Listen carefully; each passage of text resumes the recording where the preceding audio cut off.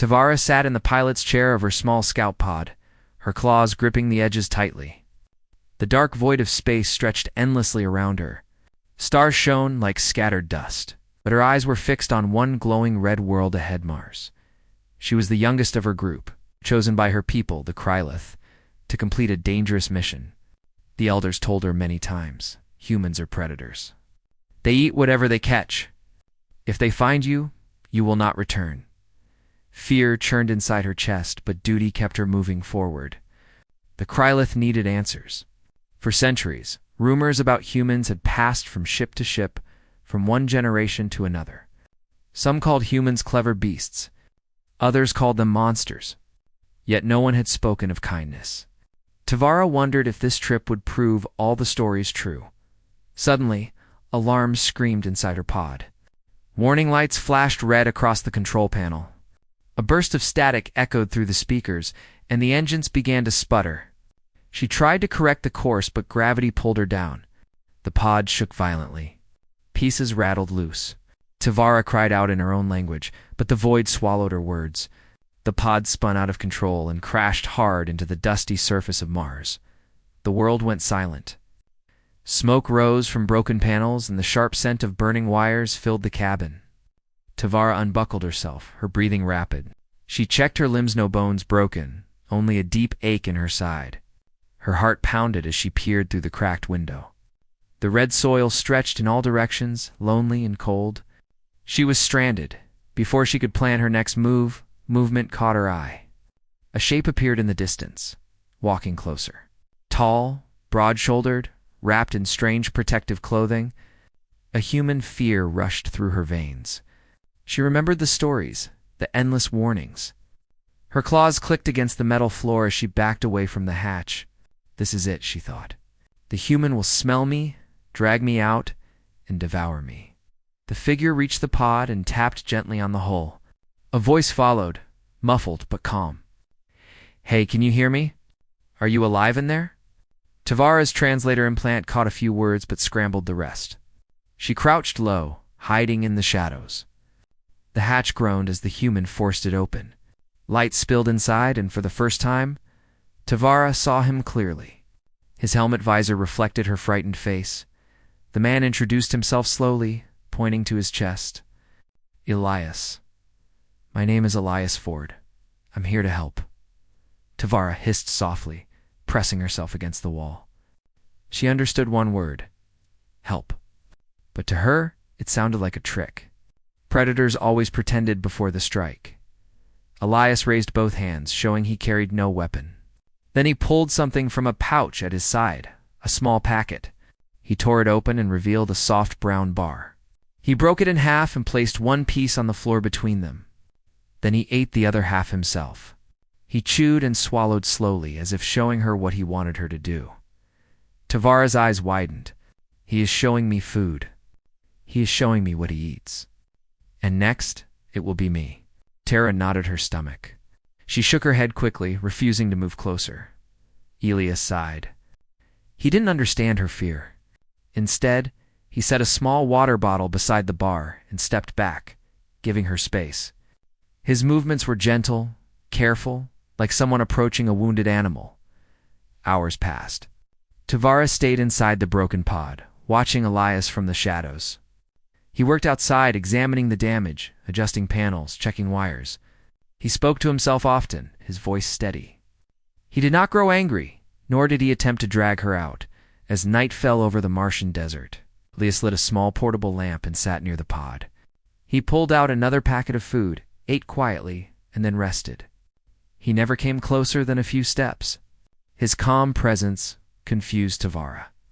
If humans were truly mindless predators, why had he not attacked? Why had he not forced her to eat the strange bar? The next morning, Elias returned. He tapped gently on the hull again, not as a command, but as a greeting. He placed another small packet near the entrance and waited. Tavara's stomach growled painfully. She had not eaten since before the crash. Slowly, with trembling claws, she reached out and pulled the packet inside. She sniffed it, expecting poison, but smelled sweetness instead. Against her fear, she took the tiniest bite. her mouth filled with unfamiliar flavor, soft, sweet, and warm. She had never tasted anything like it. Her people's food was cold and bland, nothing more than fuel. This was something else. Something crafted. Something shared. She looked through the crack at Elias. He was watching, but not with hunger. His eyes shone with something gentler, relief.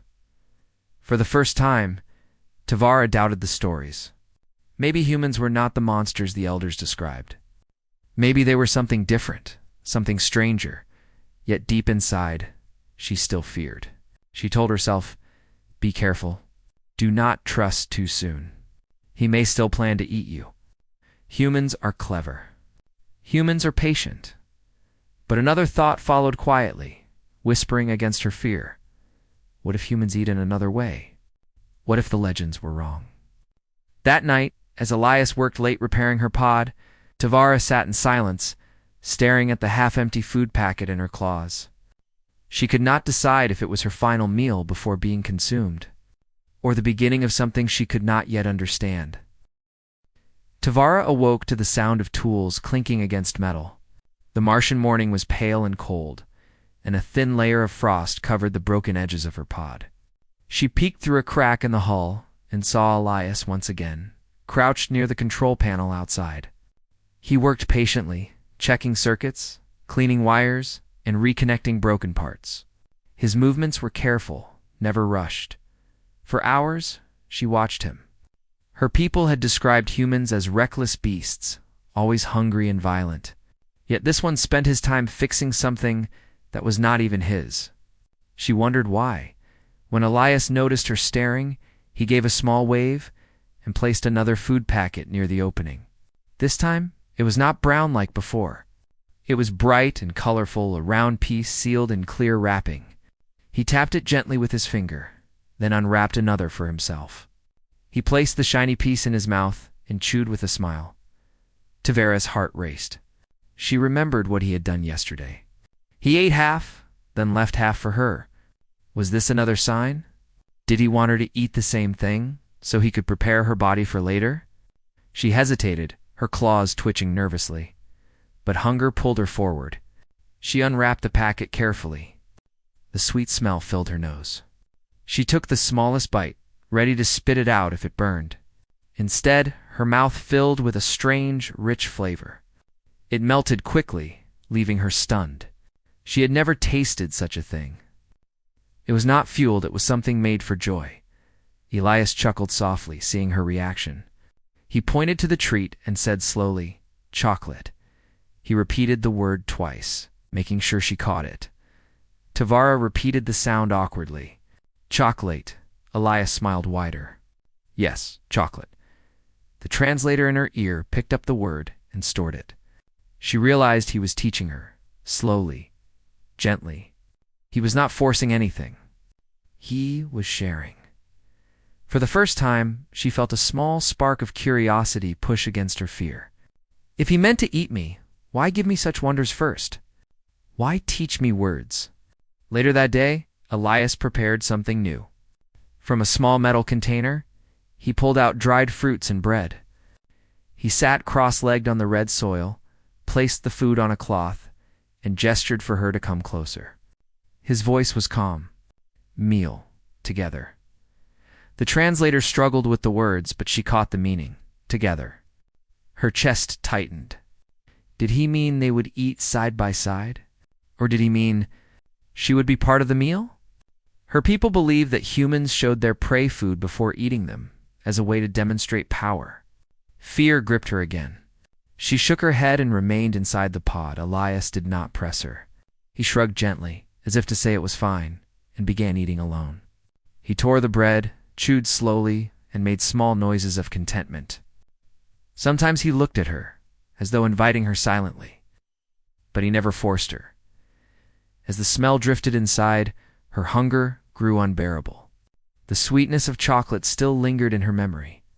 Finally, with trembling steps, she crawled out of the hatch. Elias stayed very still, giving her space. He pushed the food a little closer, then returned to eating his own share. Devour picked up a piece of bread. It was soft, light and warm against her claws. She nibbled it cautiously. The taste was simple, but full. Unlike the tasteless gels her people consumed daily. She tried a piece of fruit next. Its juice exploded in her mouth, bright and sharp. Her eyes widened, and without realizing it, a sound of delight escaped her throat.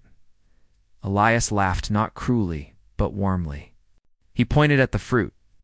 "Apple," he said slowly. Then he pointed to the bread. "Bread," Devour repeated, clumsy but eager. "Pole," Eid. For the first time, she felt something shift inside her. Perhaps humans did not eat others. Perhaps they ate together. She began to understand. Sharing food was not about hunting. It was about connection. The next days became a rhythm. Elias brought her new things to try: nuts, dried meat, even a small pouch of something he called coffee. The bitter drink made her cough, and Elias laughed kindly, showing her how to sip slowly. Each time he taught her the words. Each time she learned. At night, they sat near the small lamp, and Elias explained with simple gestures what food meant to his people. He spoke of family dinners, of celebrations, of special meals that brought people closer. The translator helped, though not perfectly. But she understood enough. "Meal," Elias said one evening, pointing to his chest, then to hers. "Not alone. Together. Family." The word family was one Devour recognized. In her world, family meant protection, survival, and duty. But for humans, it seemed to mean something wider, something warmer. They ate not only to live, but to bond. One night, as she chewed slowly on another piece of chocolate, realization struck her.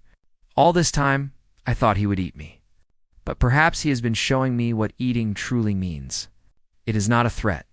It is an invitation." Her fear began to fade, replaced by wonder. She thought of her people, back on their distant world. They had never known flavors, never known the joy of eating for more than survival. If she returned with this knowledge, everything could change. Yet part of her still hesitated. Could all humans be like Elias? Or was he different? What if others were truly as dangerous as the myths claimed? She could not know yet, but she knew this. Elias had not harmed her. He had shared as the Martian night stretched above them, full of stars. Devour watched Elias eat calmly beside her. For the first time since she left her world, she felt safe. Perhaps humans did eat, but not in the way she had always feared. They ate to live. They ate to connect. And maybe, just maybe, they ate to welcome others into their circle. The days passed quickly on the red desert of Mars. Each morning, Devour expected Elias to reveal some hidden plan, some moment when the mask would fall and he would finally act like the predator her people feared. Yet every day was the same gentle greetings, small packets of food, quiet laughter, and patient teaching. Slowly, her fear melted away like frost under the Martian sun. Her pod was nearly repaired now. Elias had replaced broken circuits, patched the hole, and even adjusted the translator system so she could understand his words more clearly. He never asked for payment. He never demanded anything from her. His only request was simple: eat with me. At first, the idea seemed strange. Why did humans insist on sharing food? Why was eating together so important? But the more she joined him, the more she began to understand. A meal was not only about filling the stomach, it was about filling the space between two beings with trust. One evening, Elias brought something new. He carried a small cooking device, set it carefully on the red sand, and began heating strips of meat. The scent rose into the air, smoky, rich, and mouth-watering. Devour froze in alarm. Smoke and cooking were not part of her people's way. Food for them was always cold and simple. Elias noticed her hesitation. He gave her a calm look and said, "This is dinner. Hot food." He held up a piece, took a bite, and smiled warmly. "See, safe." She studied him carefully. He did not grow stronger from eating it, nor did his eyes turn hungry for her flesh. Instead, he looked satisfied. When he handed her a small piece, she hesitated only a moment before tasting it. The flavor burst across her tongue, richer than anything she had ever known. She closed her eyes, letting the warmth spread through her body. When she opened them again, Elias was smiling. For the first time, she smiled back. That night, she lay awake in her pod, staring at the dim glow of the stars. Her people had always believed that humans were dangerous because they consumed others, but now she knew the truth. Humans did consume, but not in the way her people feared. They consumed together. They built trust, joy, and family through the act of sharing. The next morning, her pod was finally ready. The repaired engines hummed softly, the lights glowed steady, and the control panel responded to her touch. She could leave now. She could return to her people. But she felt a strange heaviness in her chest. She had come expecting to die. Instead, she had found something far greater, a new way of seeing life. Elias stood by her pod, dust on his gloves, sweat on his brow. "All fixed," he said with a tired smile. "You can fly again." Devour tilted her head. The translator made his words clear. He had given her freedom, expecting nothing in return. She felt the urge to thank him, but her language had no proper word for what she felt. Elias seemed to understand anyway. He pulled out one last packet of food. It was round, golden, and soft. He broke it in half, gave her a piece, and kept the other.